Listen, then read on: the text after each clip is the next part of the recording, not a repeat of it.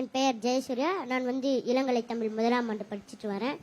இப்போ என் கேள்வி என்னன்னா, எல்லா தலைவர்கிட்டையும் இப்போ பிரதர்ஸ் சொன்ன மாதிரி இப்போ 2000 கொடுக்குறேன்னு 1000 கொடுத்துட்டு இருந்தாங்க மகளிருக்கு.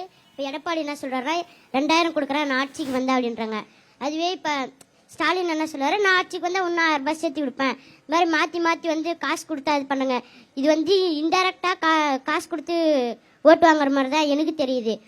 அது இல்லாமல் இவ்வளோ நாள் நல்ல நல்ல திட்டங்களெல்லாம் எலெக்ஷன் வர்றப்ப தான் நிறைய கொடுத்துட்டே வராங்க.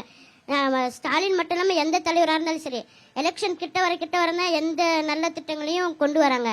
அது இல்லாமல் மக்களுக்கு இந்த காசு கொடுக்கறத விட்டுட்டு மக்களுக்கான அடிப்படை தேவைகளை மட்டும் இலவசமாக கொடுக்கணும். மக்கள் எல்லாருக்கும் இலவசமாக கொடுக்கக்கூடாதுன்னு நான் சொல்ல வரேன். அதாவது எல்லாமே இலவசம்னா, இப்போ அடிப்படை தேவைகள்லாம் மருத்துவம், எஜுகேஷன், அந்த மாதிரி எஜுகேஷன்லேயே நம்ம இன்னும் கொஞ்சம் மேம்படுத்தலாம். அட்லீஸ்ட் ஒரு யூஜி டிகிரியாவது ஃப்ரீயாக இலவசமாக கொடுக்கணும்னு நான் எஜுகேஷனுக்காக சொல்ல வரேன்.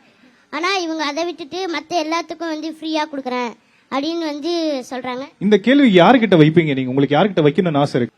நான் அதுதான் காமனா சொல்றேன். எல்லா கட்சி தலைவர்கள் இலவசங்களே வேணாங்கிறாரு. யார் வேணா வரலாம், யார் வேணாலும் வரலாம். இப்ப இலவசங்கள் அடிப்படை தேவைகளை மட்டும் இலவசமா கொடுத்துட்டு மீதி மக்கள் தமிழ்நாட்டை மேம்படுத்துறதுக்காகவும் மக்களை மேம்படுத்துறதுக்காகவும் நல்ல செய்யணும்.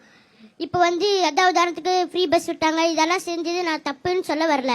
ஆனா அதையும் விட இன்னும் தமிழ்நாட்டை உயர்த்துறதுக்கு இப்போ எல்லாம் என்ன நினைக்கிறாங்க, டாஸ்மார்க்கில் தான் அதிகமாக கலெக்ஷன் வருது, அதான் அது மூலியமாக தான் தமிழ்நாடு இயங்கிட்டு இருக்கு. அந்த மாதிரி தமிழ்நாடு மட்டும் இல்லை, எல்லா ஸ்டேட்லையும் அப்படி தான் நினைக்கிறாங்க.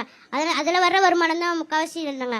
ஆனால் இந்த சுற்றுச்சூழல் பிளேஸ், டூரிஸ்ட் பிளேஸில் அதை இன்னும் கொஞ்சம் டூரிஸ்ட் பிளேஸை மேம்படுத்தினா, இப்போ தமிழ்நாட்டை பொறுத்த வரைக்கும், அதாவது இந்தியாவிலே டூரிஸ்ட் பிளேஸில் தமிழ்நாட்டில் தான் அதிகமாக இருக்குது. ஹிஸ்டாரிக்கலாக இருக்கட்டும், அந்த மாதிரி ஊட்டி, கொடைக்கானல், அதை இன்னும் கொஞ்சம் நம்ம மேம்படுத்தினா, இப்போ டாஸ்மார்க்கில் வரத்தோட கொஞ்சம் கம்மியாக தான் வருது. ஆனால் அது கூட பாதி வருது சுற்றுலா.